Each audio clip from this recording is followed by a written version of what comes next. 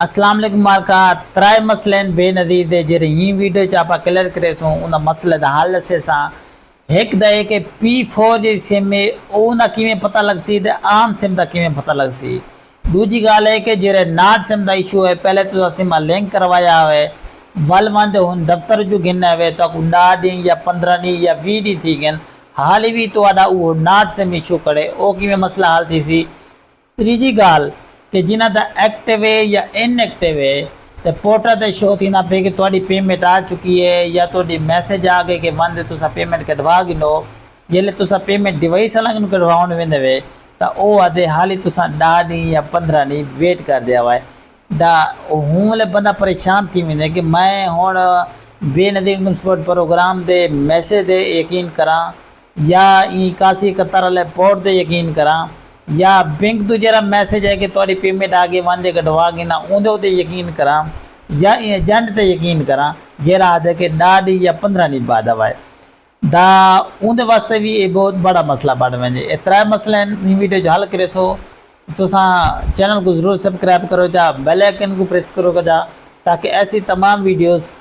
तुहाडे कोल पहुंचती रहे तुसा उन्दे को फायदा उठाते रहो दे दोस्तों को और रिश्तेदारों को जरूर शेयर किया करो ताकि तुहारे नाल वो भी फायदा उठा गिन। अच्छा सब तो पहले गाल करेंदे पैसे कि नाट सिम इशू किवें सॉल्व थी सी। नाट सिम इशू का मसला है कि तुसा पहले सिमा लिंक करवाया ही और जो लिंक थियान ना वो भी हूँ डिवाइस तो थियान जी डिवाइस तो P4 सिमा मिलन और लिंक थी गन बेनज़ीर इनकम सपोर्ट प्रोग्राम दे जो हेड ऑफिस है उतना कर तुम्हारा डेटा जमा थी ना गए सिमा दे नंबर लिखी दे गन दे केस ते चलना गनो पहले पहले एक प्रेस कॉन्फ्रेंस थी यही उन्हें तमाम बैंक के नुमाइंदे को और वन लिंक दे नुमाइंदे को सद्या ने उन्हें को ये कहें को जरा ना तुम्हारे डेटे फराम किया है कि इन्हें दे अकाउंट खोलन ओपन कर गिनो क्योंकि एक महीना रहा पे उनके बाद किस्त चलेंदे से ये ना हो कि आप 6 महीने दो आ जाते से कि वैलेट अकाउंट खुलता पे वगैरह वगैरह खुलता पे वल आप वो पुराने निज़ाम नाल चलाऊँ तो अपनी वाह वाह कहना थी ठीक है तो ही गल वो थोड़े डेटे उन्होंने को दिता ने। अच्छा उनके बाद वो जिमें चेक किया मैं बैंक वाले तो उनके P4 सिमा क्या नान 80 लाख जेरे सिमा हैं वो आम सिमा जिन्हें 2026 गिनू पहला डेटा शो थी ना पी वो भी शामिल किया गया। अच्छा उनके बाद पहले तो पोर्टल से शो थी गई कि 8171 थोड़ी सिम लिंक थी गई आप खुश थी गया से कि साड़ी लिंक थी गई है आप नव्या सिमा क्या गिनो दे खुश थी गया से हुण मसला बढ़िया पे कि उन्होंने नाट सिम इशू का दिता ने 80 लाख सिम लिंक थी गई है। अच्छा वो 80 लाख जेरे बंदे हैं उन्होंने को पता चल गया कि हुण सारा जरा मसला है ना पुरानी सिम तो नहीं थी ना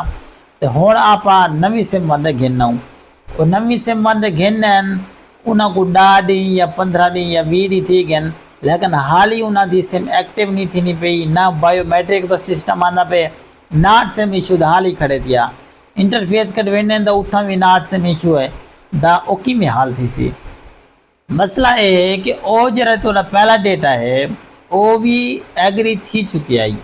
लेकिन एक बैंक प्रोसेस से नाकाम थी चुकी है हुण जरा थोड़ा डेटा वेंदा पे ये बेनज़ीर इनकम सपोर्ट प्रोग्राम दे ऑफिस ते जमा थी ना वेंदे ठीक है तकरीबन 1 महीना लगे या 15 नहीं लगे मुझे बाद जरा थोड़ा डेटा है वो बैंक के तमाम नुमाइंदे को सॾे सन उन्होंने को दिता वैसी कि तुसा इन अकाउंट खोलना शुरू कर दो तो ये हुण P4 सिमा गिन गिन। अच्छा P4 सिम की जी निशानी है वो उनके उत्ते 3 नंबर का कोड लिखे आया उसी जी आम सिम है वो उनके उत्ते कोड कहना लिखे आया उसी अगर तुसा दफ्तर जो गिनना है स्टॉक खत्म थी वेंदे लेकिन तो आम सिमा दे चलो सिमा तो चलते पे तुसा ये याद रखे कि उत्ते 3 नंबर का कोड लाजमी हो सी अगर तुसा सिम खुले सो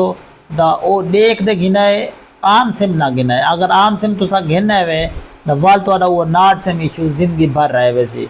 अच्छा P4 सिम दे तुसा गिन के दे उनका डेटा ही पहुँच वैसी इंशाल्लाह तुसा 15 तो 20 दी बे इंतज़ार करो खुद ब खुद तो अकाउंट जरा ना एक्टिव थी वैसी तो पेमेंट मिलना शुरू थी वैसी। अच्छा एक 2 मसले हाल थी गए एक